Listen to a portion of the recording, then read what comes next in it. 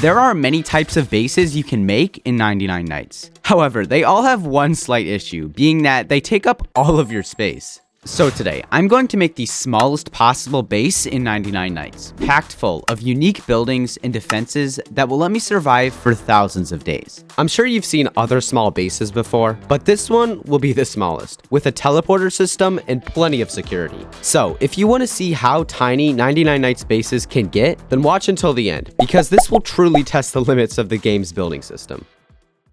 Alright, so I'll need a lot of materials for this base, as I want to include as many buildings as I can in a compact area. To be exact, we'll need about 150 scrap and logs for this base, so we've got a lot of work to do. My plan to get scrap throughout this video is pretty simple. I upgrade the fire like this to unlock more of the map. Now, this will be risky, but I can find stuff like this to make the building process go a little bit faster. And finally, since I picked Alien class, the ray gun I get from it will help me a lot later on. But before any more grinding, I first want to lay down the foundations of the base to show you guys how it's going to come together. Alright, so the first part is the farm plot, which is kind of like the foundation of the base. And for the main walls, I'll be using wood rain storages, which we'll place like this. Now we'll put the crock pot, which is how we get our food. And finally, we put the other wood rain shelter. Alright, the base is already about 1/3 the size it's gonna be. So if you're curious to see how I'll fit almost every building in here, then keep watching. But for now, I've ran out of materials, so it's time to grind for more. We're finding a decent amount of scrap out this far. Just gotta make sure these wolves don't kill me. Yo, and we found a legendary chest too, which has a strong flashlight. And I think we should be able to get the third kid right now, too. And that's the last bear.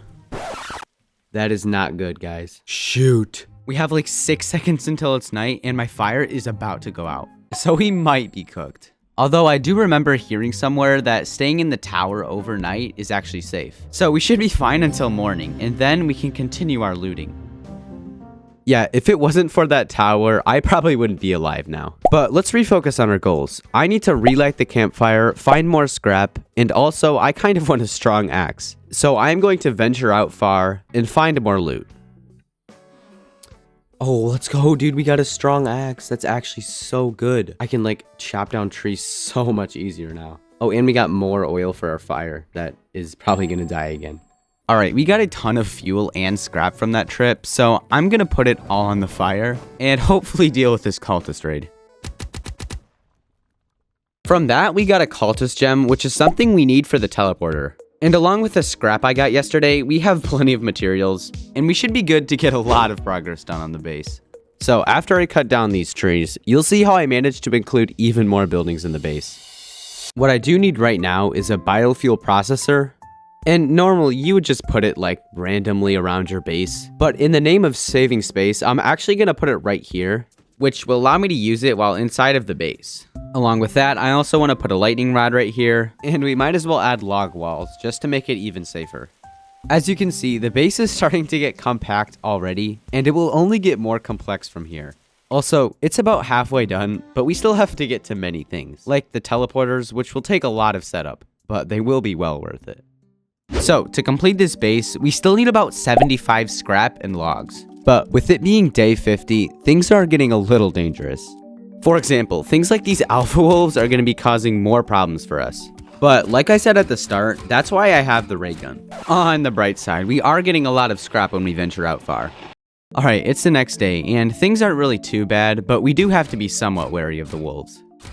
Now that we've gotten a lot of scrap, I can start to work on our wood situation. We're gonna need a lot of logs to complete this base. But with this many trees around our base, I don't think logs are gonna be a problem. Dude, look at how many logs are on the ground. Like, what is this?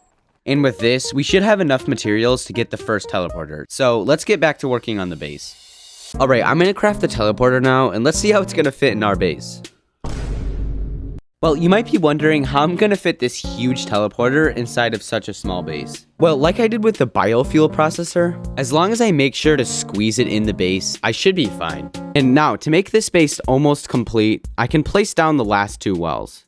Pretty soon, you guys will be able to see exactly how this base works, the teleporter, all the safe spaces, and the many different buildings. But before I put the final teleporter down and complete the base, I want to test a cultist raid to see if the defenses will work.